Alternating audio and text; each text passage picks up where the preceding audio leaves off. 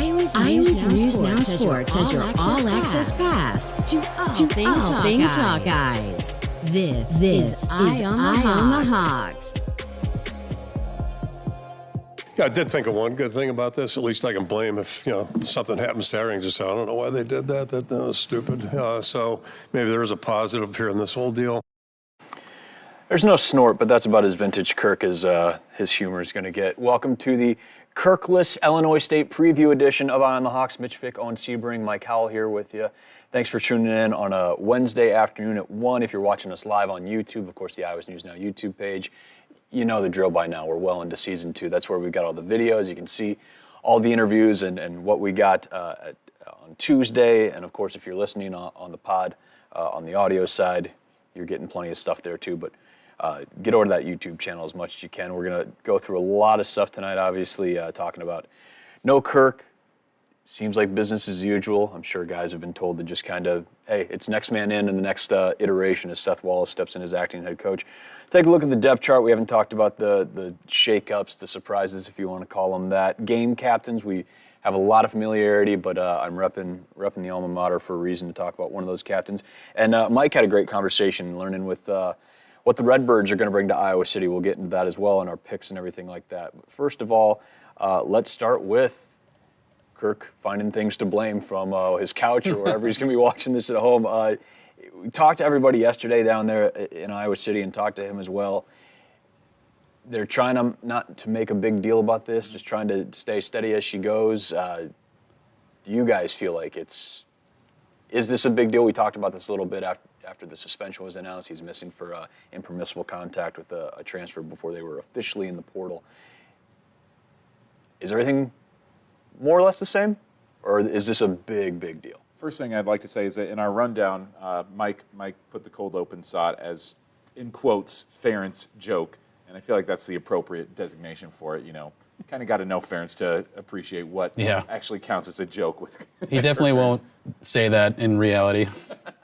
I think that they found the perfect season with the perfect season opener opponent to have this happen. I think that even if it was last year against Utah State, it'd be like, oh, that's kind of interesting. Utah State could come in there, but I think Illinois State is the least opponent that you have to worry about, and so I don't see much of a big deal there. I was a little surprised when we talked to the players yesterday just about how much there was not a let's go for Kirk, we're going to win this for Kirk, and that it seems like, I think it was Sebastian Castro who even said to us, they have told us, they don't want us to make a big thing out of this, and Kirk admitted that himself. He's like, I saw last year a lot of those rally for blah, blah, blah person, maybe a Big Ten coach, who knows, but he just didn't want any of that focus to be on him, which is vintage Kirk again.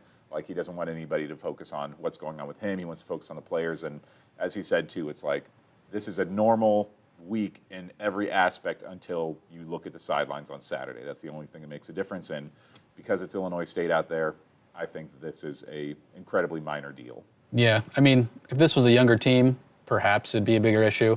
If they were playing Iowa State game week 1, then I'd buy into that, it being a bigger deal. But just hear from the players too, it's going to be business as usual on Saturday, and I think that this program kind of develops players for that mentality. We're going in as it's a business trip. We're going to go in for the game where we want to win, and they shouldn't need extra motivation to get to 1-0, because if you lose to an FCS team, you're a national laughingstock, at least that week, So, I don't think they need any extra motivation, so I don't think it's going to be that big of a deal come Saturday. I'm sure a lot of them, really, aside from the swarm and in the locker room, how many of them are actually having interactions with Kirk during the game? The position group that might see the biggest difference is wide receivers, because John's not going to be there.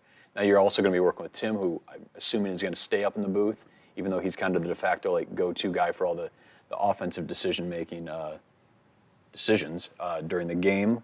But I would think, really, Kirk alluded to it again, and you guys talked about it too, really the lion's share of the work you're doing is Monday through Friday. That's your prep, and then it's just about going out and the cliche of just go play your 60 minutes.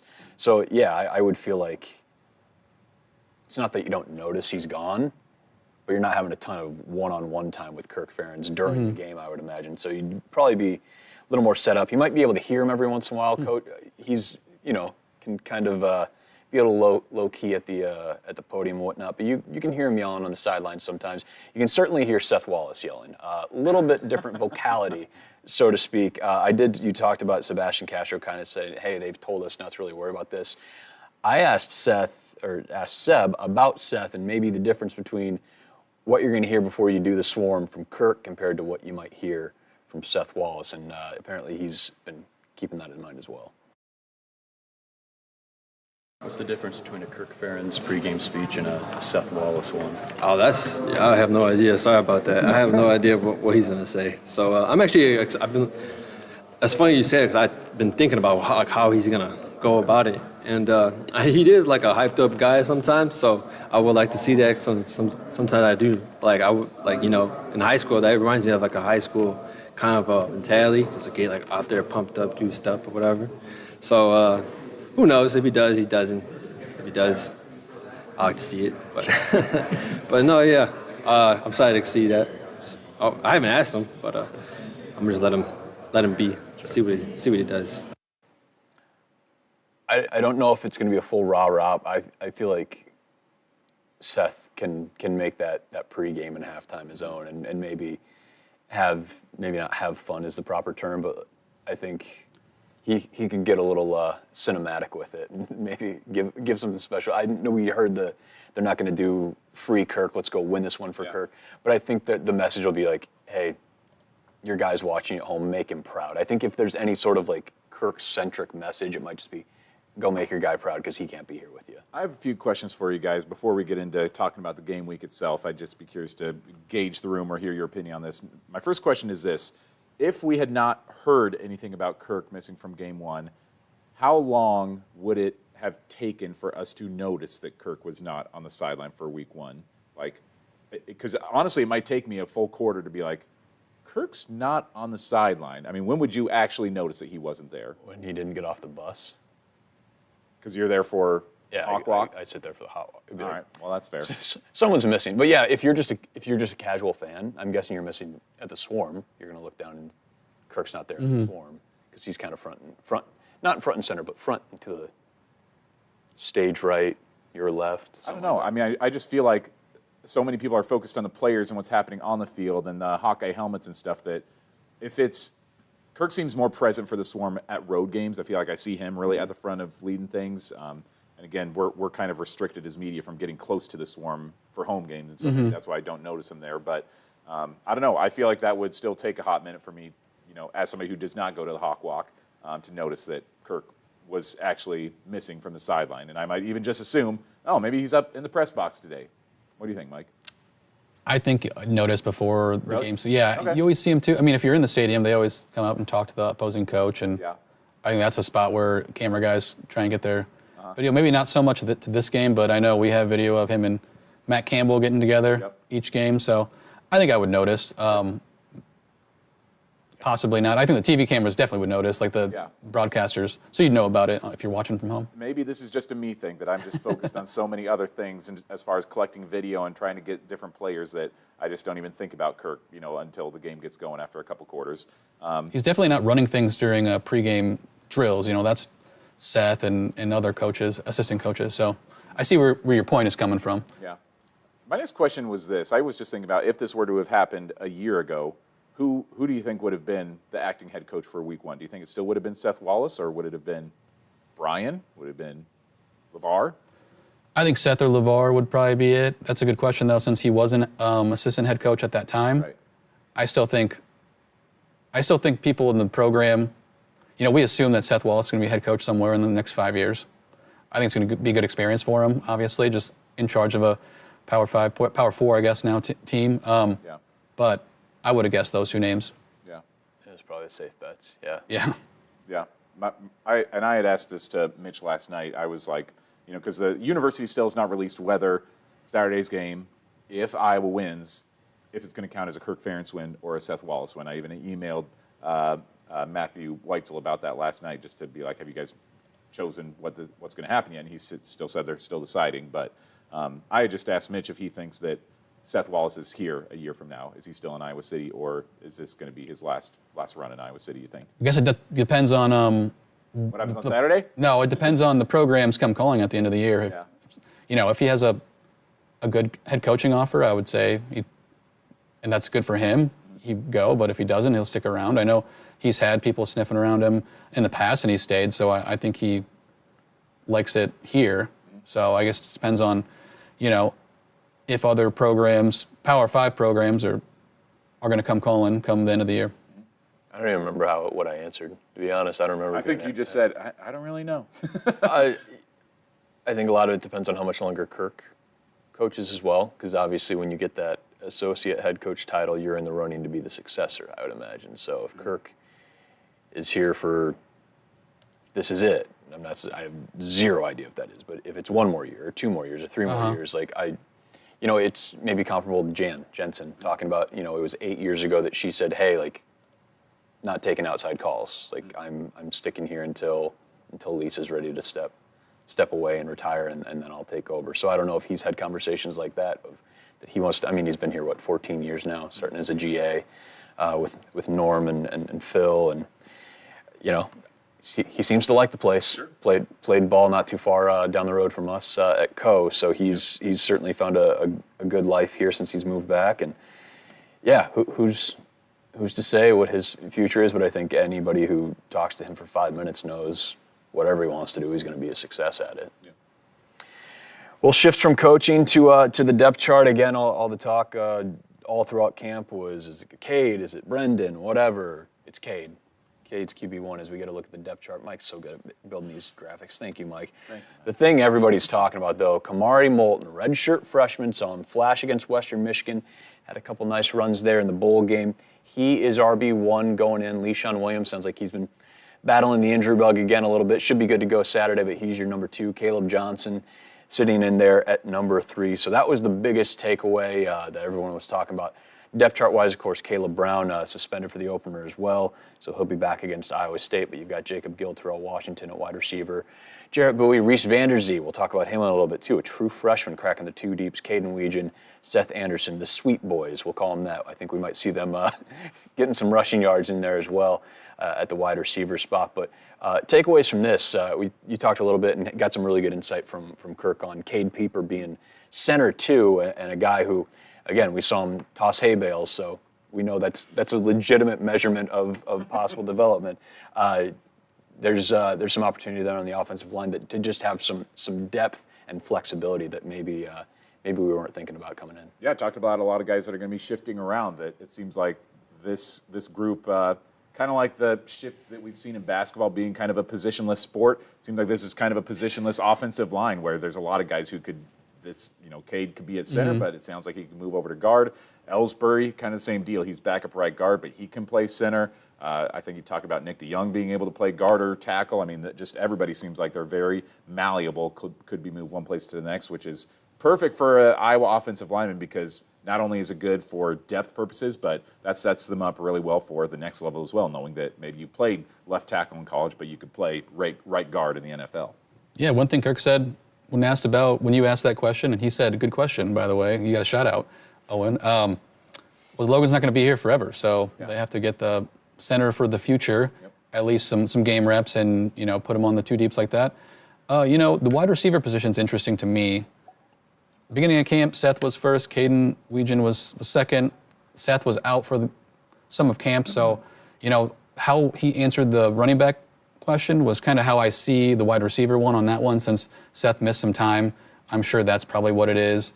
I think they're going to have to try and find playmakers, and from these 6 guys at the wide receiver spot, we know Caleb Brown is suspended for week 1. They're going to try and see who's going to be their go-to playmakers out wide. So that will be fun to see on Sunday, who gets the rock, how they get it, what they make of their opportunities. And last year we saw a lot of drops from this wide receiver core. A couple of guys are new. That cannot happen this year. So, who's going to make the most of their opportunities is what I'm excited to see. Yeah, I wonder when Caleb comes back, which wide receiver spot he bumps. Is it Bowie that gets bumped out of the starting spot, you think? Before camp, he was on the Gill line, I believe. Oh, really? Okay. I had thought that Jacob Gill was kind of, he was going to be a guy, but... He wasn't on the list because he hadn't played a snap yet, but it was Brown, Bowie, and Anderson on the top 3 lines. Yeah, we talked to this a little bit about, going back to the spring, and Tim Lester's still figuring out, I think in a few ways still, I think he's figured out some things, but let's see what these guys do in a game, Everyone's got a plan, everyone's got a 2 deep until people start getting hit in the mouth, and you got to go figure some stuff out, and who's going to make plays, who's not. You're going to have somebody in week 1 that flashes, and you go, oh, hey, let's watch, I know you're still probably a little sore. Caden Weegan running sweeps in week 1 and then didn't see him a whole lot again, and you were clamming from those all year. So you're going to see some things, and again, Tim Lester, a guy who's gotten, a month of fall camp and 15 spring practices, that's time. That's time to develop and get your system in and get things going. That's not everything you need, though. So I think there's still an exploratory committee, so to speak, looking at this stuff. But again, Kamari Moulton, RB1, that was the big talking point when the depth chart was released, and Kirk, as you might imagine, was asked a little bit about that on Tuesday. Yeah, I figured that might get everybody's attention, but it's more a byproduct of what's going on. 2 things, really. LeSean's missed some time. He's had an injury that nagged pretty much throughout camp. So Kamari got a lot of work this August. And the other component there is Kamari's really done a nice job, and I think I kind of mentioned that or alluded to that back in December. Even he really started to look comfortable and did a lot of good things, did a good job in the spring, and has really just been really consistent all the way through August. So they're all going to play, but he's really done a nice job. LeSean's only been back, maybe 8-10 days, and it looks like he's good to go. But it was just he had a really long nagging injury. It just took a while to get worked through, but happy he's back. And the other guys have done a good job too. So we're really, I feel pretty good about the group, but anxious to see him play, and Kamari especially. We haven't really seen him go in game activity. Where have you seen Kamari Moulton grow? Probably confidence. He's had a great attitude since he's been here. He's got good vision. He's bigger and stronger physically than he was certainly a year plus ago when he got here. So all that's good, and that's one of the benefits of experience. And so happy about that. He's got a tremendous attitude, but he's got a real good vision, a good ability to see things maybe other guys can't see. And that's been pretty consistent. It really started showing in December when we were doing more work with the guys. He'd been on the scout team most of the time last year, so it seemed like he was, maybe a guy who could pop through here a little bit, and I think he's certainly done that in August. And again, I envision us playing, a lot of the guys in the group, and Max White's done a good job too. So I feel like it's a good group that way, and we'll just kind of see how it plays out as we keep going forward. And history would say we never have too many backs, that's for sure. Yeah, 20 years since you needed every back imaginable there in that 04 season. Sam Brownlee still getting gold stars for what he did for that team as well. I want to draw a parallel here. If you've got something you want to, I just saw a hand. I do. I mean, I have something that just from those conversations with Kirk that really jumped out at me, because the question marks that came up when Kamari was RB1 was why over LeSean and why over Caleb, and Kirk addressed that a bit with LeSean, saying that injury issues kind of coming back from that, totally understandable. But I don't feel like he really addressed why Caleb would not be the starting guy. And so I just wonder if there's something else there, if he's got an injury he's battling, or if there's something else. Is Caleb not as valuable as we might have thought? I mean, again, he was your preseason pick for offensive MVP, Mike. Doesn't look too hot now, 4 days out or 7 days out, but I mean, who knows? Is there, he looks so good to us in the spring game and in the kids' camp games. Maybe there's something on the field that, just us as reporters don't see that a coach would see in him that makes him not a desirable RB1. That it was just kind of telling to me that Kirk didn't even bring up his name when he was asked about why not LeSean or Caleb at the RB1 spot. It's always hard this early to decipher. We're trying. We have a press conference. We're looking at it. We're trying to. What does he mean by bringing up this player? What does he mean by this? Mm-hmm. Is it something, or is it just like you said? All the running backs are going to get carries. Mm-hmm. But he did bring up Max White, who brought up Max even is the 5th running back, you'd assume, or 6th if you count Terrell. If I do my math correct, maybe. Yeah. I mean, you've got Jazz Patterson and all that. Yeah, Jazz is. It's a comment he made on August 27th when they haven't played any. I know we are trying to get we got to nitpick everything. Why didn't this happen? Why didn't that? Caleb was listed as RB1 how many weeks last year? I don't know. I mean, I don't know. Barely I thought he was to start the season. 22 was awesome. 22 he showed out. He didn't take a snap inside Wrigley, and he got But he won the Big Ten West against Illinois with his touchdown. Especially in the running back room. I mean, Kirk alluded to it. Yeah, it's guys are going to get banged up at that position, especially within this offense. Even if the scheme changes, they're still running the ball. Guys are going to get knocked. Guys are going to have to miss a time or two. You're going to have rotations. Caleb Johnson's going to get his. I wouldn't worry too much about it, whether his name was left out or anything. I think he'll be all right. I mean, he's shown when called upon, whether it's breaking a long one against Purdue or breaking one against Illinois to win the West. He's there when you need him. He's reliable. And maybe that's the takeaway from all this is that he's kind of a specialty back in a way, kind of like Jazz is. I mean, it seems like they featured Jazz as kind of a short yardage power back who can run somebody over. And maybe that's where they want to use Caleb, is a highlight reel running back that can break off a long one when you need one. So I don't know. That was just interesting to me. Maybe I had my preseason prediction, my bold prediction of having 2,000-yard running backs this year. I was thinking in my head LaShawn and Caleb, and maybe it's going to be Kamari and Jazz. Who knows? It could just be on Kamari, who did show spurts last year. So yeah, it really could be. So I sent Mike a link here, and I'm all comparison's the thief of joy. So watch me take joy away. This is Levante Bellamy. Levante Bellamy was a 5'9", 190-pound running back at Western Michigan during Tim Lester's era. I believe he was a fleck recruit, though. I think he was class of 2015.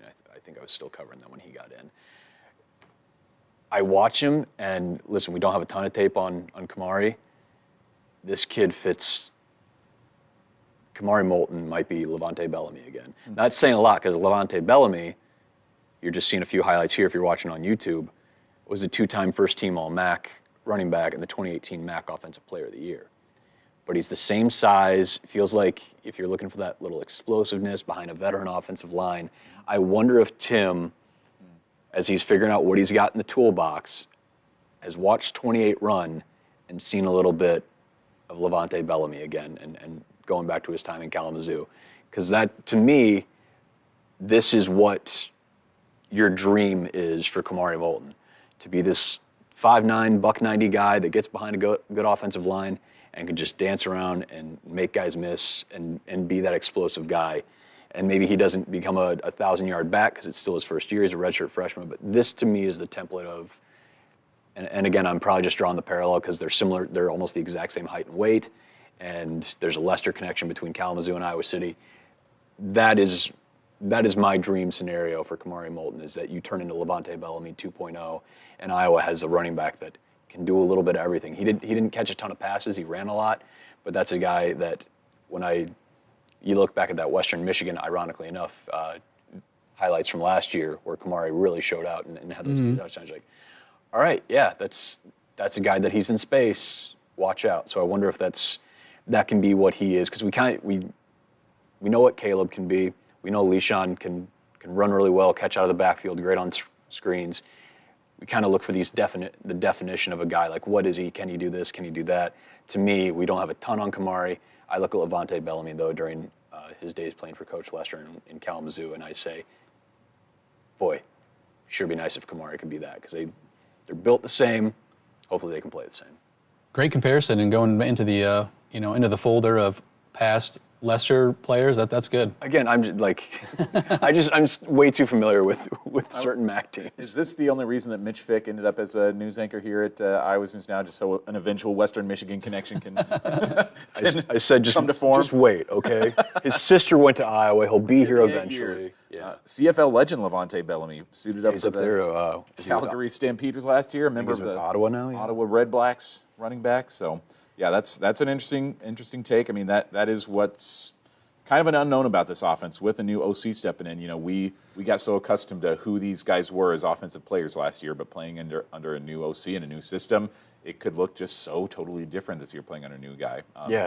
It's the interesting thing about Jacob Gill. He comes in from Northwestern. He's a senior. Like, oh, he's got all the playing time in the world. If you look at his numbers and just try to judge it off numbers, like, doesn't have a ton of catches, doesn't have a ton of yards, doesn't have a ton of touchdowns. But he's an experienced guy in a room that needs experience, and he's coming into a new offense that you would think maybe lends itself a little more.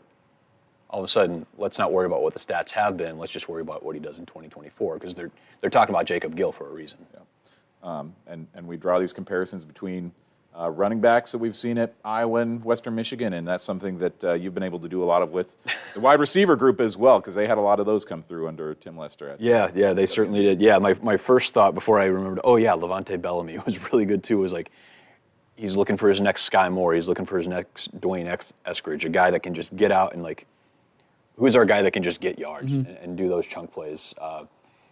And yeah, you're trying to find all those guys. Caleb Brown's not going to be out there week 1, so he doesn't get to see exactly what he can do in this offense full speed for another week. But is this the deepest running back room? Someone in the comments. You're talking Max Wyke is talking about 6 deep, right? I mean, it's got to be there. You know, we've gone deeper. Sam Brownlee, we've gone deeper. But I think Sam was probably RB6 in 04, right? 5 or 6, yeah. Or was Marquise Simmons the 5th guy that had got injured? That's why, we had comparable bold predictions. You picking 2 1,000-yard rushers. I said 2,000 yards as a team. I don't know. They might have one 1,000-yard rusher, but also I think you could have 4 guys that go for 500 or some sort of split like that. I'd probably be comparable with wide receivers too. You might not have a guy that goes for 800 yards, 1,000 yards, but you get enough guys that are going for 400 or 500 yards collectively, and you go 5, 6, 7 deep on that. Like, that's a productive offense that has guys that can do it whenever you need them. You know, we just talked about it with, Caleb won a whole game in Chicago and didn't get a touch. Next week he's there. Le'Shawn, Jazz had his big game against Iowa State. Le'Shawn had his games at Wisconsin and had the long run at Nebraska and had the big day against Western Michigan. It's nice to not rely on one guy week in and week out. You want to have those options. And that's certainly what you're hoping for the wide receiver room is they get more experience and you've got guys that you know a little bit about. And that running back room, certainly, you'll take it going that deep. And we saw it in the tight ends, too. And this is an offense that's going to love its tight ends. You've got Luke and Addison, and you've got Ortworth, and you've got Johnny, and you've got your starting fullback is a 6'5" guy, and Hayden Large, who can catch passes as well. So, yeah, you want a little bit of everything from everybody, and I think that's what Iowa is hoping they've got across the board in those skill positions. Yeah, maybe it's just when we know these rosters so well and we talk to these players every week that we feel like it's maybe deeper than it actually is, just because we know, Moulton and Williams and Jazz and everybody, so we can just rattle their names off. So, but, boy, it seems like, especially a running back and tight end, they just have an embarrassment of riches. I mean, Cole Marsh coming in as a walk-on tight end from Waverly Shell Rock, he could be somebody that produces and ends up being great one day. Pascuzzi, I mean, gosh, they've just got everybody you could possibly want. Gavin Hoffman has shown some good signs in spring practices. I think I asked some of the coaching staff on media day, just like, how many future NFL tight ends do you have on this roster right now? And it's like maybe 10. I mean, it seems like everybody could make a camp at least in the NFL one day. Hey, up in Detroit, Parker Hesse is one of the tight ends there, and he didn't even play tight end in Iowa. That's just how good tight end you is. Back to Reese Vanderzee, though, we talked about he's a true freshman. He's on the 2 deeps. Kirk was asked about that, certainly, because you don't see a lot of true freshmen on the 2 deeps any time of year, let alone week 1. Kirk, about as high praise as you can give for a true freshman on RVZ, as we've now dubbed him. 2 things in Reese. There's opportunity at the position, and then secondly, more importantly, he's done a good job. It was kind of frustrating because he had some stuff he was dealing with through the summertime medically, but that cleared up, I guess, right before camp, I guess it would have been. And he's done a really good job. He's learning quickly. He's done some really good things out there in the field. And, yeah, he'll be on the field for sure Saturday. Yeah. We're trying to figure out if Reese Vanderzee played around here at all last year. Let's take a look. Dig back into the Go Bound archives. I'm trying to think who the last true freshman. Well, Jarrett was out there last year, wasn't he? But Jarrett wasn't getting. He didn't get any passes. At wide receiver solely. Yeah, I mean he was running with the ones in non-con and stuff. I'm trying to think of the last true freshman wideout that really Yeah, I always was making plays, and it's probably not that far back. I mean, I'm sure I wonder if Amir Brandon got Amir in 17. Was he a freshman? Amir, the year they won in Ames on the. I'm pretty sure he was. That was his first catch, right? Or first Jason touchdown. Benetti game. Jason Benetti called in overtime. Nate Stanley hit him in touchdown walk-off touchdown to win the game. 44-41. I still, the idea that they were in a span of, 6-7 years, 2 Cy-Hawk games that went to triple overtime and ended 44-41 just blows my mind. We were talking about that yesterday with some of the guys. I brought up the name Steele Jantz, and if you're a Cyclone Bad fan, year that's your. for Hawkeye fans. The joke, do you remember that? You still have a chance next year. Hey, That is a good one. That was he was a fun one to watch. That was 2011. Time is moving. You got Sounders. It's your. Mike just gave himself a round of applause for a joke that he heard a decade ago. I was in Ames that day, and I watched it at a bar because I we was couldn't too. find tickets. That was a wild one. I think I walked home to my friend's house and just getting verbally abused. But anyway, that goes both ways. Just another Saturday in Ames if you're wearing black and gold. Central Line, Georgia Little Rock did not play anybody from our area, it doesn't look like last year, so I can find no connection. I know we ran a lot on those Central Line guys just because I think they have three on the roster right now, and Vanderzee, Zach Lutmer, and there's one more Central Line Georgia Little Rock kid on the team. I forget who that is, but so I know we've had to look into some B-roll files to track their stuff down, but I can't find any connections. They've played anybody from around here, though. It's going to be fun. It's going to be fun to see what he can do. I feel like 15's been on some fall camp highlight reels every now and then that he pops up and he's usually doing something well. Obviously, they put that in the reel because it's been done well, but also you don't see a whole lot of true freshmen in there. So I wonder if he's a guy, again, in a room full of opportunity, like Kirk said, and you're looking for dudes to just start making plays. 15 already turning heads in Iowa City, you'll take that. And these jabronis that co-host this show with me couldn't even appreciate the wordplay that I found on this year's roster, that there's two true freshmen on this year's team who are going to get a lot of playing time, and they're both named Reese, but just spelled differently, homonyms of each other. Isn't that interesting? You just don't see a lot of true freshmen. You said synonyms, so I was like, I don't know what you're talking about. I was like, I corrected myself hours later. That doesn't make sense. Also, I can't believe you call this jabronis on a live broadcast. It's like Do we have to censor that? Is that a swear word? Mac from It's Always Sunny in Philadelphia, or Vince Vaughn during the Wedding Crashers montage. Like, I forget if any true freshmen played last year, but we got Reese Dakin and Reese Vanderzee. Kamari played. Yeah. It's Western Michigan. Sure. That's Terrell, T.J. Washington played as well. He was a true freshman. But yeah. Yeah, so I mean, there's opportunities. That's the fun part about week one. You're going to see some guys, and fans are going to go, "That was awesome.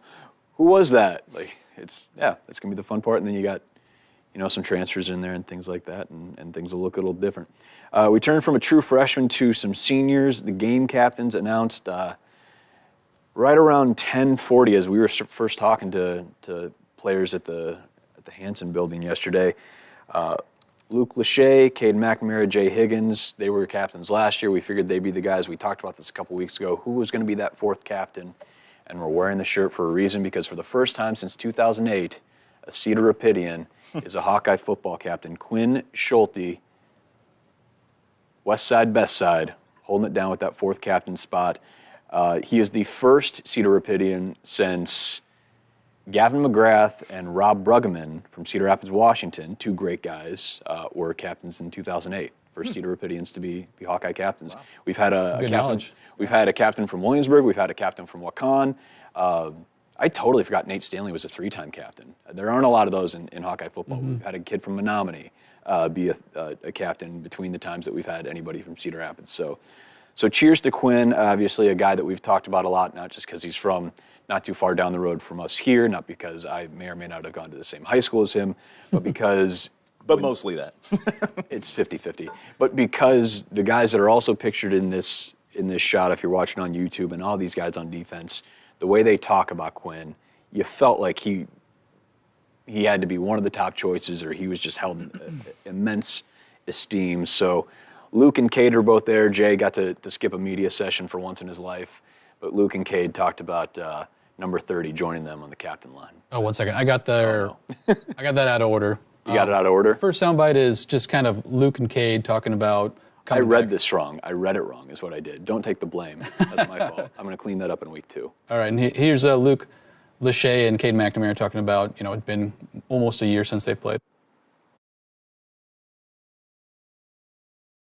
I mean, I've gotten over it. I mean, my leg's not injured. There's no injury. There's nothing. This is the best my body has felt, and I'm fully confident in that. And I think the only thing, just like any quarterback every single offseason, the only thing we haven't done is gotten hit. So, I'm excited to finally play some real football instead of just, standing back there. But, there's no lagging or anything kind of injuries for me going on right now. I'm in the best shape I've been. I mean, it's been since September 16th, 2023, since I've last played a game, and I think I'm just super antsy to get back out there for this first one. I feel like there'd be a lot of different nerves going back out there again, but at the end of the day, it's just football, and so yeah, I'm just really excited to get back out there. Is there a moment that you think is kind of set in that okay, you're back? Yeah, first play. That's always the biggest thing. The first play, you have so many nerves, but after that, things get better, and you can play better without the nerves. So it's good. So he said he knows the day of the injury. I think he said like one of his best friends. That's his birthday too. So he remembered that. I also asked him. I think it was after you were talking to him, of just what he's thinking about for that first swarm, because that's just such the first swarm of any season is a big deal. He said they practice the swarm. Jacob Gill talked about this too. I asked him just about like being part of that and how he's looking forward to it, having come out of the other locker room as well. And Luke said just even practicing that swarm and knowing that first one was coming, he got emotional just because, 11 months ago, you're just trying to be able to walk on that leg again. And you've got, I'm sure in the back of his mind, he's thinking like, did my Iowa career just end getting carried off the field and crutching off the field? And yeah, I'm sure Saturday's going to be not heavy, but that's going to be as emotional of a one as possible, especially for all these six-year guys who maybe thought they weren't going to get to swarm again. Jamari Harris talked about it too. Jamari Harris has been here forever. He's never come out on a season opening game as a starter, and he hasn't been able to be in pads for the swarm since 22 or 23. He was out for both those, so hasn't done that since 21. So he's excited. So whether it's Luke coming back from injury or whatever it may be, a lot of these guys, I think this is a special swarm, special entrance, and special start of the season for so many of these guys. Yeah, and that's such a defining moment of their Iowa careers. I mean, even for those guys who will maybe be on the roster for 4 years and never get a chance to see a snap of live game action, they still get to be a part of the swarm. It's one of those things that makes college football so special. In Clemson, it's the Howard's Rock. They're just, every school has their different thing, either pregame or during a game, that everybody gets a chance to be a part of, even if you don't get a chance to play. And the swarm is kind of that thing in Iowa. That's the coolest thing about college football, just going in to see all those. I mean, you picture Michigan touching the Go Blue sign, the dot the I thing in Ohio State. Like every school. Notre Dame play like a champion. Yeah, Metallica at Virginia Tech. Like bucket list items that I want to see in person. Sure. Yeah. I was at 2 years ago. I was at Arkansas for Cincinnati for the season opener, and I got to be part of the Woo Pig Suey. And like maybe that's not one of the top tier like college football. That's a pretty good one. But it was pretty cool. Yeah. It was to have 60,000 people or whatever it was. Yeah. Woo! Yeah, that was fun. That was a lot of fun. I don't know if Didn't they do. expect to hit that octave. But. I don't know if they do Rock Chalk Jayhawk during football games at Kansas, but that They too, should. during basketball season is. They should, yeah. It's a chilling moment. Yeah, my sister's an MBA grad from Kansas, and she's been in Allen Fieldhouse a few times. She's like, yeah, every time that's goosebumps. Yeah. It's UC's. pretty cool. Pretty cool. Back to Quinn, though, and the soundbite I was trying to toss to. I asked Luke just about like what he thought about Quinn being a captain, a 6-year guy, former walk-on. You know the story by now. Luke Lachey, certainly happy for him. It's super cool. I'm super excited for Quinn. Coming in, a kid from Iowa, Cedar Rapids. This is something I'm sure he's dreamed of as a little kid, and he's obviously had a great story, but he's worked so hard, and just so ecstatic for him because he's earned it and done a really good job leading. I told you guys about this. A little funny story on this. So again, Xavier grad. So at 10:40 or whenever this news came out, we were talking to players, saw that, like, super cool, so I asked Luke about it and everything like that. There was a lull during player interviews there in the Hanson building. Quinn wasn't one of the players that come out. But I texted Quinn's dad, Coach Dwayne Schulte, and I just said something like, Captain Quinn, awesome, and didn't hear anything back. Fast forward about 90 minutes later, we're in the Kinnick Stadium press box, editing all our interviews, getting videos up on social media, and I get a text back from Dwayne that says, serious? I broke the news to him, and my heart fell into my feet, because I'm like, Quinn Schulte was probably going to surprise his dad with this news, and I ruined it, and I just felt, I was mortified, and so I texted, I'm like, I hope I didn't spoil anything. It was tens of thousands of people know by now. It's on social media. Yeah. And I'm not the one who broke that. I'm not spoiling anything. Someone said this, but I was just like, I hope I didn't ruin this. Like, I hope Quinn wasn't planning to tell you. And he goes, honestly, Quinn probably wouldn't have told me because he would have thought it was bragging. Which that's, if you know the show. Hey man, you break news. You're a news anchor. I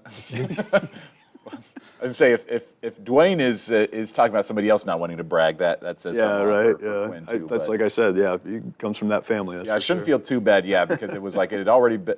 I mean, I don't know when they tell the players. He said I asked Luke right after. I was like, when do you guys find out? He said Monday night they found out. But, so that was my assumption, was like, all right, like everyone told everybody. He had to get a million texts after that too, so it's like maybe you were the first one, but I mean there were going to be a lot coming in that day, he might be helping me feel better or something like that. I don't know, but congrats to him. Just super cool. Again, first time in 16 seasons there's been a Cedar Rapidian ex-captain.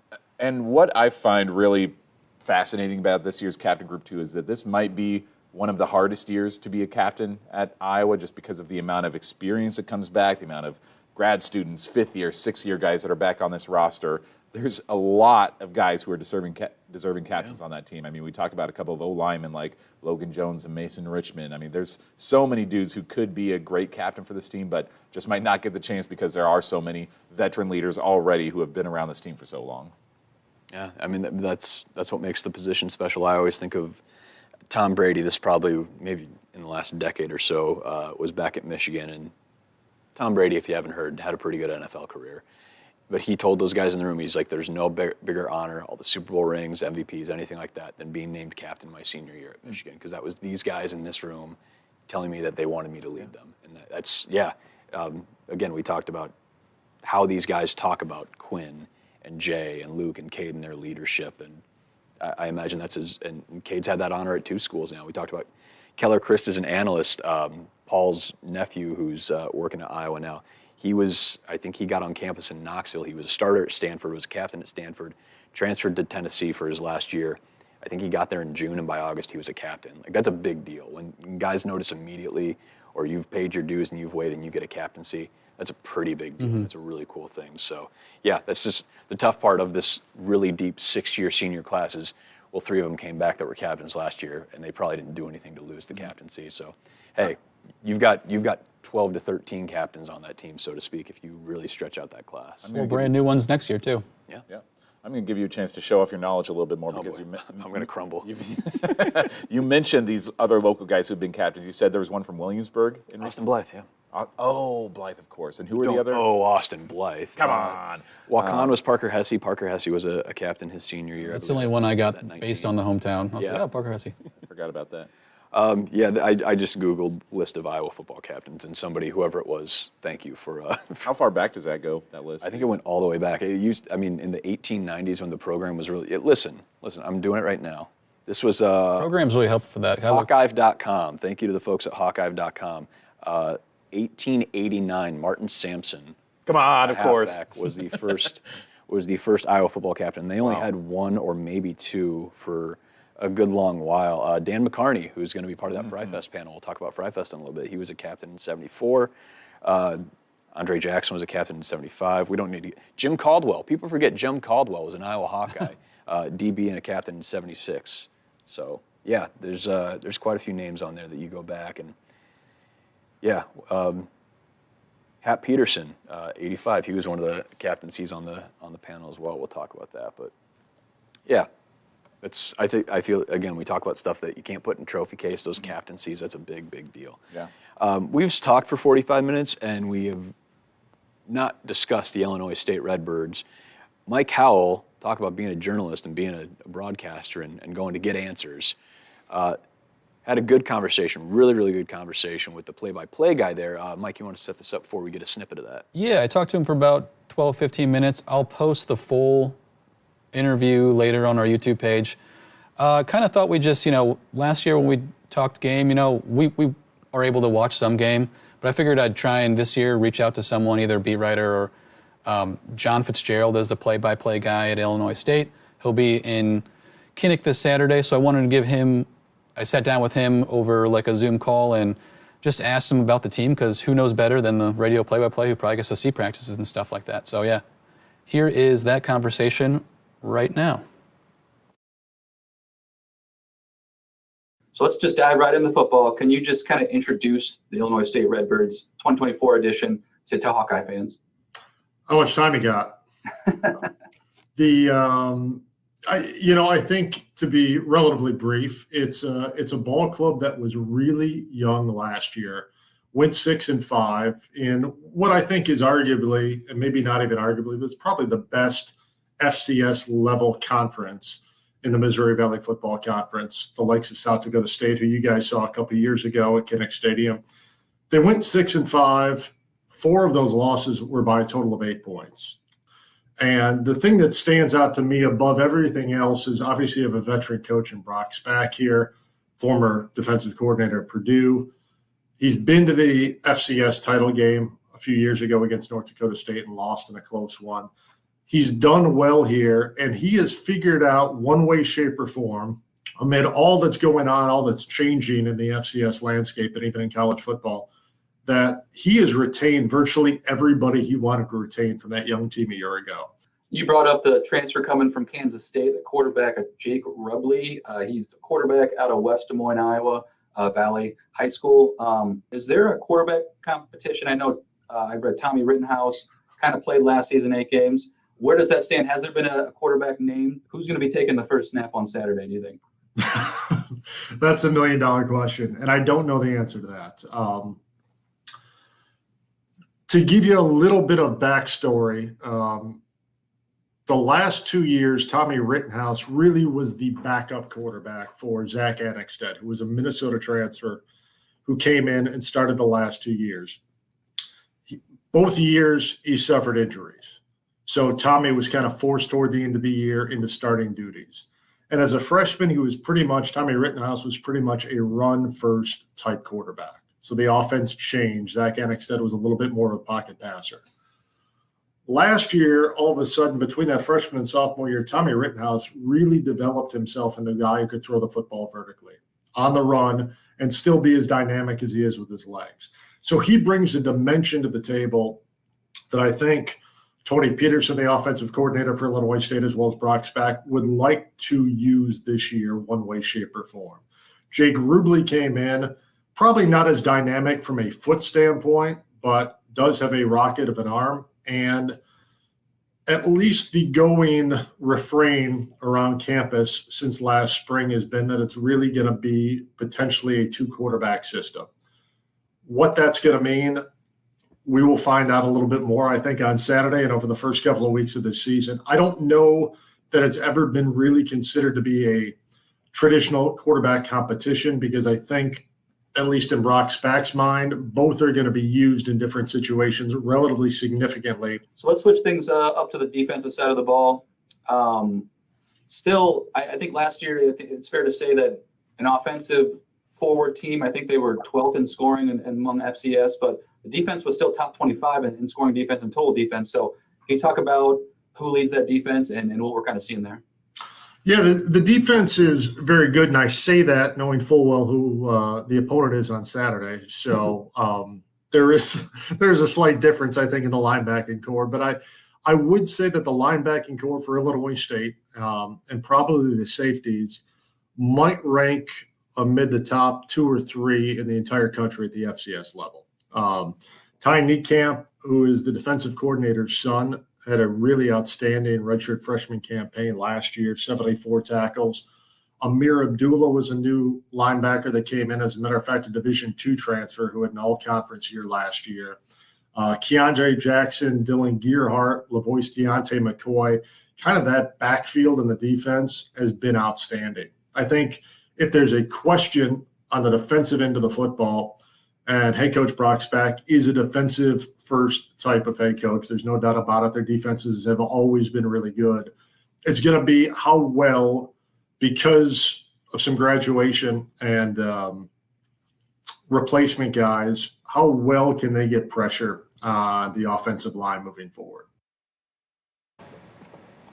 Big thanks to Mike for doing that. I think that's a cool little wrinkle that we can hopefully keep going there as he goes by the numbers here. 6-5 in 2023. The Redbirds were 4 losses by a total of 8 points. When they tell you every point matters, boy, Iowa knows this in some boom or bust years too. It comes down to those One or two plays or one possession. Total offense, 10th. I'm guessing these stats are FCS rankings? FCS, yep. FCS rankings. 10th best offense in FCS, 10th best scoring offense, total defense right there, right around the top 25 as well. So pretty good stuff there.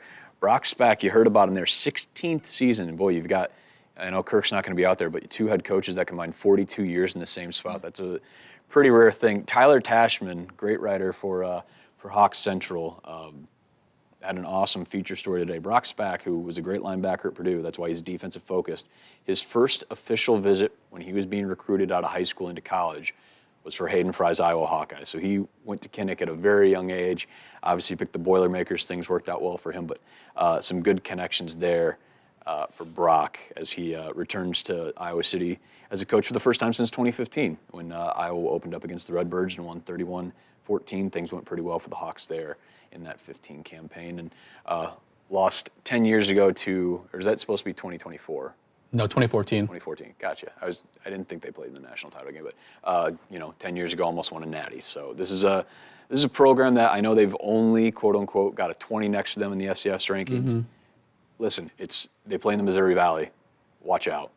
Those are always going to be tough teams, whether they're from Cedar Falls or wherever it may be. Yeah, and one thing John said to me that they didn't really get hit by the transfer portal as hard as a lot of teams on lower levels do.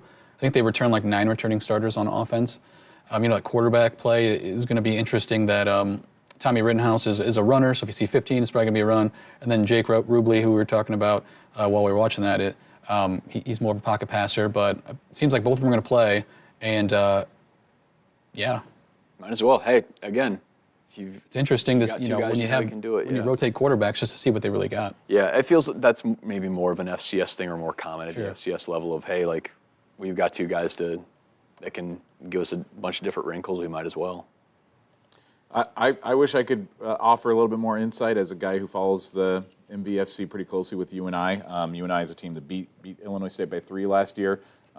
But as we've mentioned, they're the SEC of the FCS, and they do bring a lot to the table. I think that we're going to get into game predictions in just a little bit here, but I think that this is a game that, what was it, last time they played 31-14? 31-14. 31-14, yeah. I could envision that being If that's the end score, I mean, it technically is a blowout, but I was not covering, so. Yeah. I don't know if you remember this sentiment in 15 of, and again, Iowa's coming off that 2014 season where they get trounced in the tax slayer, CJ's named the starter early, and the end of the 2014 season, I believe, was the infamous "That's football" quote. And I remember the Gazette headline after the win on the following Sunday, after Iowa beats Illinois State to open 15, was, "Now that was football." Because even though a 17-point win against an FCS team, and I think they were number 5 coming in the FCS polls in 15, Trey Roberson was the Indiana transfer quarterback who was there. I remember a lot of talk going into that game of being like, this is a really good litmus test. This team coming off what they were, again, getting run out of the building in the tax slayer against Tennessee. Like, okay, like let's see if some of these changes. I think that was the first year that Iowa had moved practices from the afternoon to the morning. There had been a lot of like logistical shifts, and even though a 17-point win might not feel like a trouncing, if you watched that game, it felt like this Iowa team looks different. They've got a different vibe, different swagger, if you want to use that word. It just felt different. And then they go to Ames the next week, and as a Cy-Hawk game always is, it was a fight. But by the time they ended non-con, they hung 62 on Dan McCarney's North Texas team. So this is always a game that, hey, just don't worry about the score so much. Just worry about what you see here. And again, Illinois State's gonna bring the fight to Kinnick because why not? Home opener, and you got an opportunity. Should we get into game picks? I think so. Yeah, let's do it. All right. I feel bad. I threw a bunch of games at Mike that are all Thursdays, and we were wondering, like, what if people would listen to this Friday? So if you're listening to this Friday, we got one Friday game. If you're listening to this anytime after any of these games have played, just clown us for probably making terrible picks. Just go ahead. No matter which way, this is what we're doing. So we're going to start with Week 1 on Fox. Minnesota started the 2023 season last year against Nebraska on Fox. This time they will also be at home, but opening up against Mac Brown and the North Carolina Tar Heels.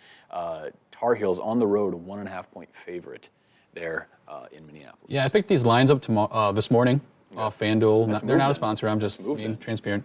It's moved 4 points in the past few days, and from what I can tell, is that there are rumblings and no confirmation that Daniel Jackson and Darius Taylor might be injured, or at least they're recovering from an injury. Really? But I think there had been talk of Taylor being banged up, but Max Brosmer, the transfer from New Hampshire, is starting quarterback for the Gophers this year, and I think after they had a couple open scrimmages, there's some cautious optimism that he's a guy that if he's got healthy weapons, he can really click for this offense and bring the Gophers something that they've been looking for.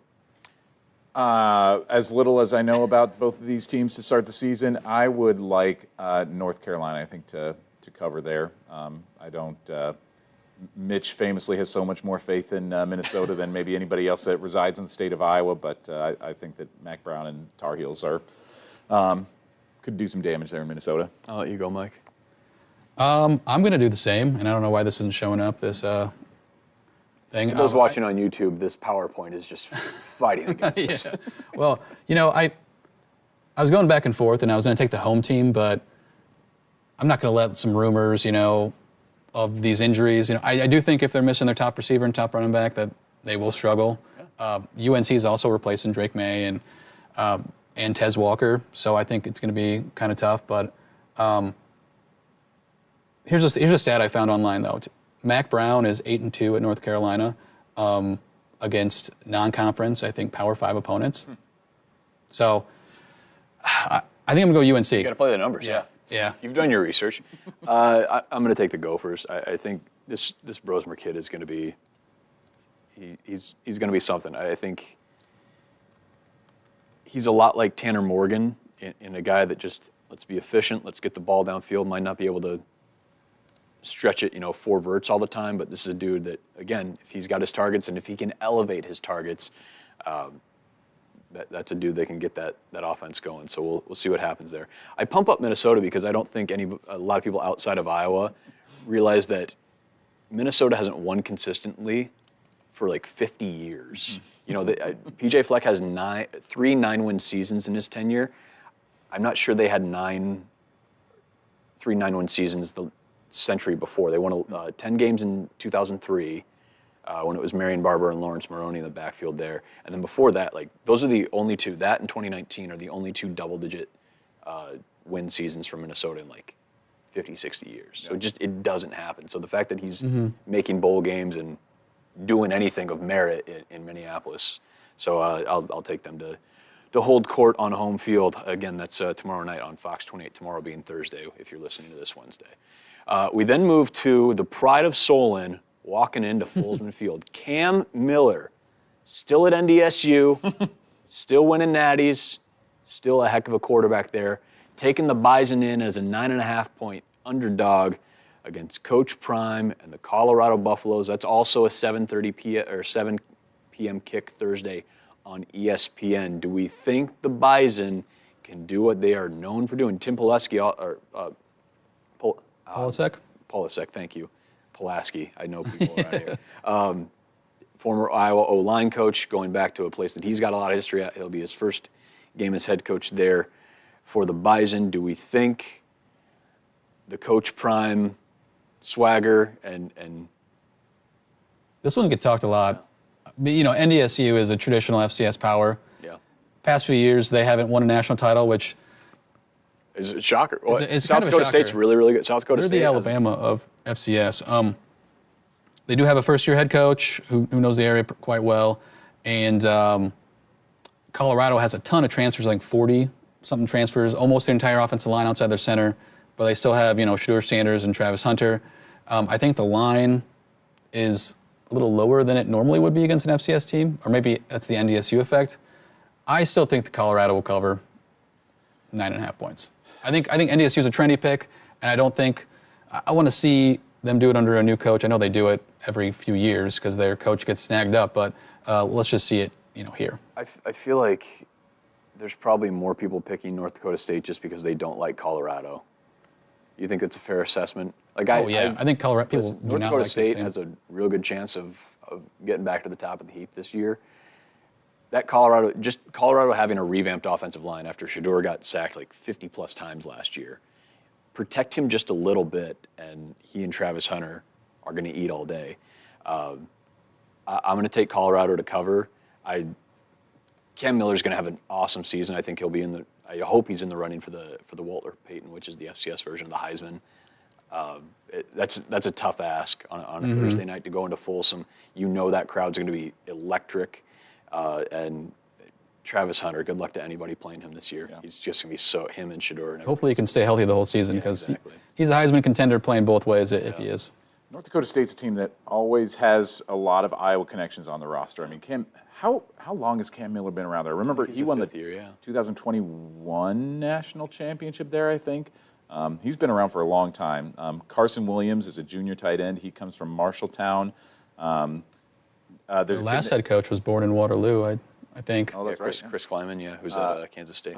I hope you guys could look up a picture of Nate Kubitz, a Dubuque senior grad who's on the roster, and he's a delight to see if you see him on the roster. Kubitz. Nate Schneckloth is a North Scott grad who's a offensive tackle. They've got another kid who's from Pella on the roster. Brady Wawrnek is a running back from Sioux City. A lot of Iowa connections on this team. I feel like North Dakota State is gradually a very gradual decline as a program. Not to say that they're not going to be a national title contender for the next 5 years or so, because they probably will be, but they are not quite what they once were. Colorado, I was just looking at Field Yates's 2025 draft board, so kids who are going to be out of school after this year, and Colorado has 2 in the top 10 in Shedeur Sanders and Travis Hunter. Tricky game, but I do think that Colorado is going to play a little bit better this year and be at least make a postseason game this season. I mean, Deion Sanders is doing his absolute darndest to make this team as unlikable as possible, but I do think that they're going to be a little bit improved this season. We'll say Cam Miller, looking up his numbers, he has 8,100 total offensive yards during his 51 games for NDSU.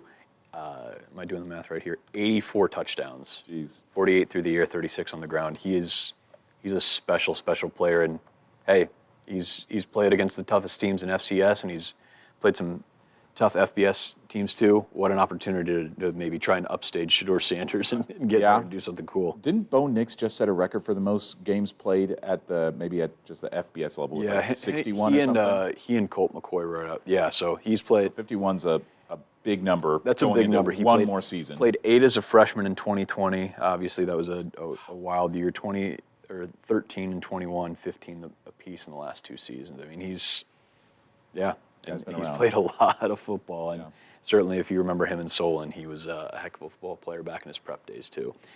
Moving now to, is this a Saturday game? Friday night. Friday night game, 8 p.m. on FS1. Western Michigan, the same Bronco team that rolled into Iowa City last year, against Wisconsin, year 2 for Luke Fickell. Tyler Van Dyke, the Miami transfer, in there. Some high hopes for him, for the folks in Madison. The Broncos and Ontario Thompson, Hempstead transfer from Iowa, who blocked a couple punts last year. He is at Western Michigan now. They are a 23.5-point dog against the Badgers. This feels to me like a good game for Wisconsin to dominate. I like the Badgers at home. I will agree with that. Even though they're, settling in a new quarterback, Tyler Van Dyke from Miami, you mentioned. They have Alabama week 3 on the schedule. So I think these first 2 games are going to be kind of their games to, get their feet wet. And I think Iowa probably covered last year. I can't do the math in my head, that spread. So I'm just going to say Wisconsin's offense a little bit better than it was last year. So I think they'll cover. Yeah, I wonder. Hayden Wolf's back. He's a senior for Western Michigan to be the starter. It took Wisconsin a little time to find their feet in a new offense last year. I mean, you're changing 20 years of philosophy in some sense there in Madison last year with Fickell's system. Tyler Van Dyke is going to have a really good year, I think. And so begrudgingly, I will take Wisconsin to cover, not because I don't want Wisconsin to cover, but I just still have an affinity for Western Michigan. It's tough. I hope Ontario Thompson gets a couple big plays in there, hoping he has a great 2024 season there in Kalamazoo. Big one on Fox, big noon kickoff on Fox Saturday, 11 a.m. Penn State, who, watch out for Penn State in this college football playoff. They should have been in a 12-team the last few years. At West Virginia, the home of Jillian Brooks, Broadcast Park alum. She's a Mountaineer. 8.5-point favorites on the road are the Nittany Lions. This is the year they've kind of circled with Drew Aller, Nick Singleton, and everybody else that's been young and thrown into the fire and getting their feet wet. This is a big year for them. Do we think it starts well in Morgantown, or are they going to be burning couches out there? This is a tricky game. Last year, West Virginia wasn't really expected to do much. They won 9 games. Neil Brown started the season on the hot seat. Everyone thought he was going to get fired by week 5, but they kind of turned it around and went to a bowl game. And their quarterbacks returning. I think they got some transfers on defense coming in. They gave Penn State a first quarter or second quarter last season, but that was in Happy Valley. I think Penn State wins, but I think West Virginia is going to cover this at home in Morgantown. I'll just take the points here. If it was a little less, if it was like 6 or 5, I'd probably take Penn State to cover, but I think I'm going to take the Mountaineers. I really think that Penn State is maybe getting overlooked as a team that could win the Big Ten. I mean, they were a team that just was on the doorstep last year, but just kept coming up, as the number 3 behind Michigan and Ohio State. And maybe not enough people talking about this team as they have a heavy returning group this season. So I kind of like Penn State on the road. I'm going to go with that too. I'm going to steal a stat from Joel Klatt. That's one of the big podcasts I listen to. If you expanded the playoff to 12 teams over the last 8 seasons, Penn State would have been in there 6 of the last 8 teams. It's a playoff team. Yeah. They have been year in and year out. Iowa fans would be glad you don't play Penn State this year, because I think it'd be real tough to pull off the magic that's been pulled off in years past. They are going to be really, really tough, and I think they could be at the top of the heap at the end of 2024 in the Big Ten. So that's I'll take Penn State covering as well. Wouldn't shock me if Mike's right, though. Again, week 1, Morgantown, that's going to be raucous.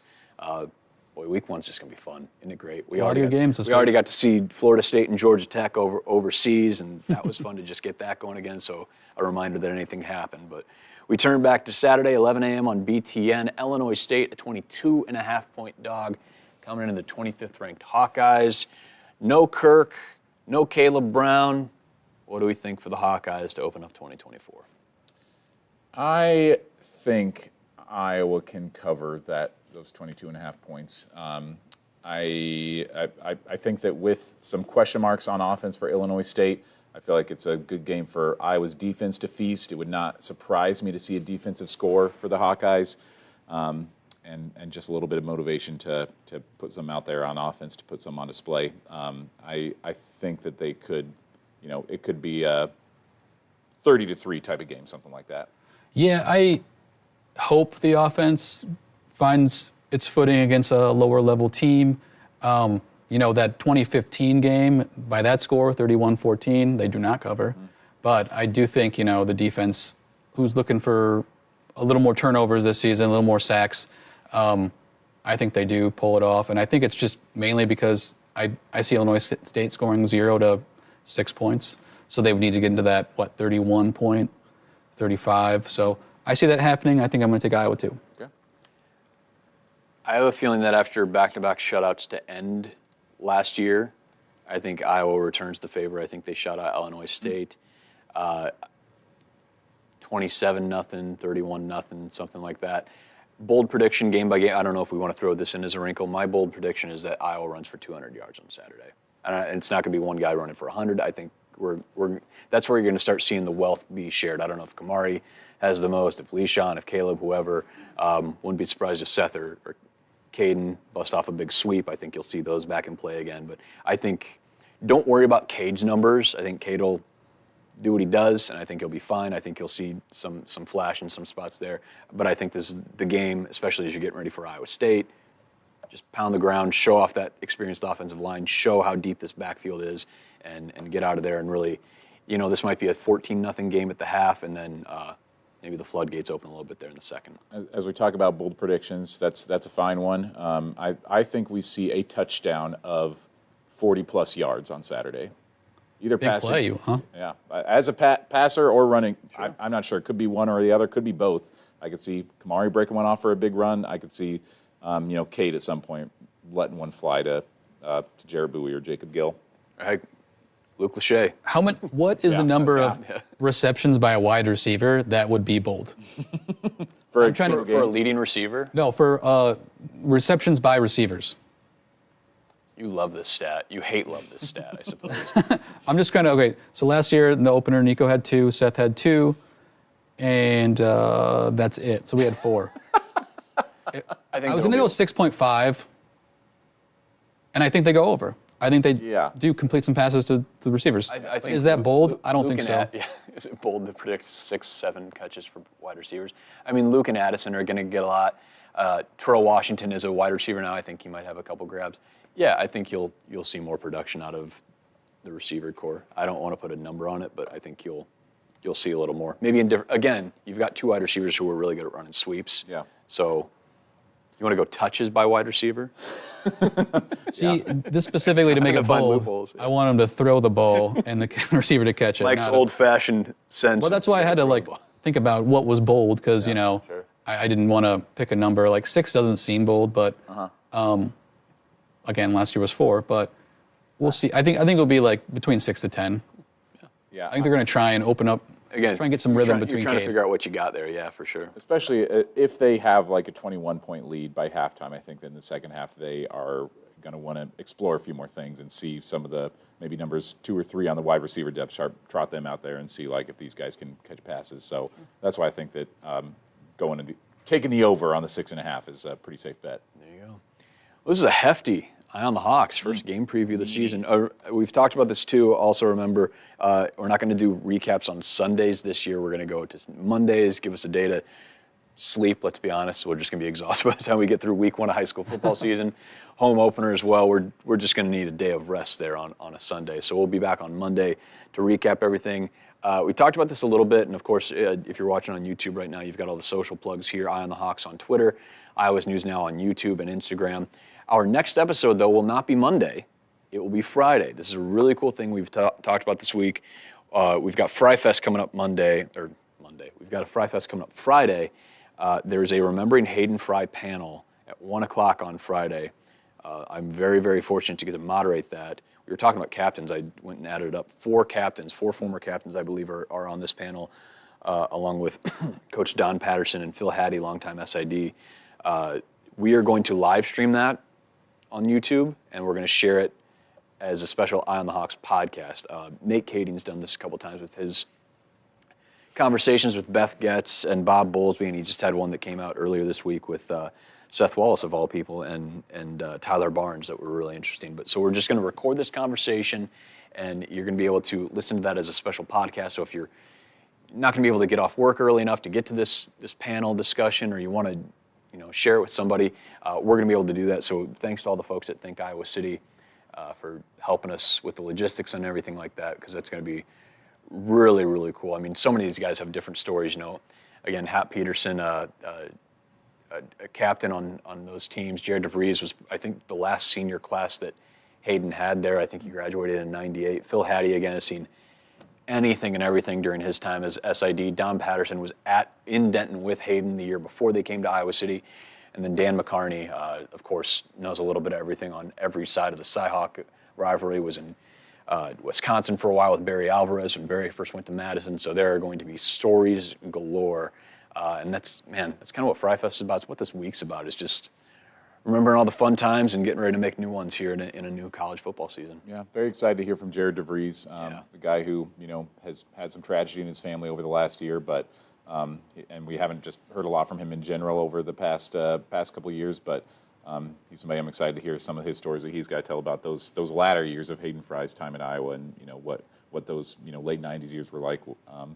Finishing up his career there. Yeah, and again, Don Patterson, a guy who just last week saw him at practice, so he is still around the program as much as anybody, and Phil's always popping up here and there, and I think he still helps out on some of the big events too. He's as good as they come, so that's going to be some awesome conversation. Thanks in advance to Mike for helping out with logistics on that. Sure, yeah. You've learned a lot about technology in the last year because of this podcast. A lot of help from Brent, one of our engineers here, and he's going to come down with me, but we're going to grab their feed and send it along so people from home can watch, because I know everyone can't get to the Iowa River Landing on Friday. But cool event every year.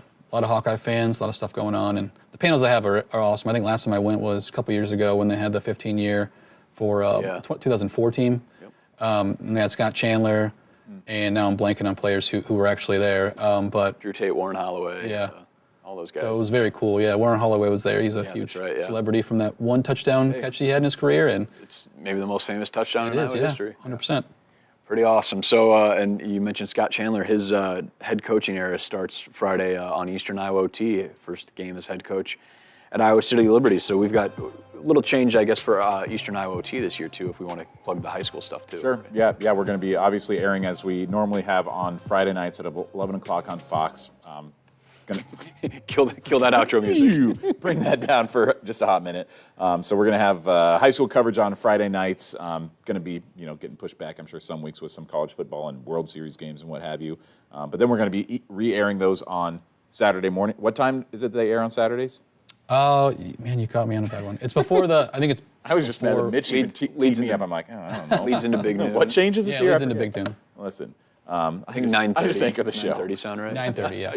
Just show up and do the job. That's what we're trying to do. Yeah, no, but Eastern Iowa T is always a blast. I mean, I'm just excited about so many of the first-year head coaches this year. Guys like Scott Chandler, who's in his first year at Liberty, another former Hawkeye, Jason Dumont, left Regina, is going over to West Liberty. Another Liberty is having a first-year Hawkeye head coach. Got some Hawkeye connections, of course. Dustin Ellsbury, the older brother of Tyler Ellsbury, is a first-year head coach at Regina. John Nestor Sr., the father of course, John Nestor on the Hawkeye roster. He's the first-year head coach at West Branch. A lot of first-year guys this year, and a lot of interesting storylines. I'm sure we're going to see a lot of Hawkeyes on the sidelines of these games. Yeah, I feel like every wide receiver for Iowa in the last 10 years is coaching wide receiver somewhere.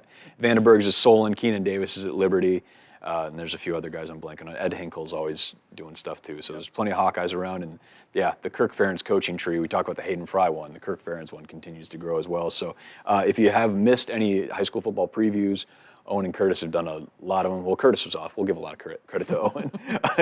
Curtis took vacation at the right time too to get away. So tons of stuff to consume ahead of week one of the high school football season. Plenty of football coming. We're pushing 80 minutes on this podcast. We've wasted too much of your time. We will see you back here in studio on Monday for that Eye on the Hawks recap. We'll recap Illinois State, look ahead to Iowa State. But again, 1 o'clock Friday, tune into that panel discussion. That's going to be a ton of fun. And follow us all on social media. We'll have plenty of stuff from Kinnick on Saturday. Hope to see you there.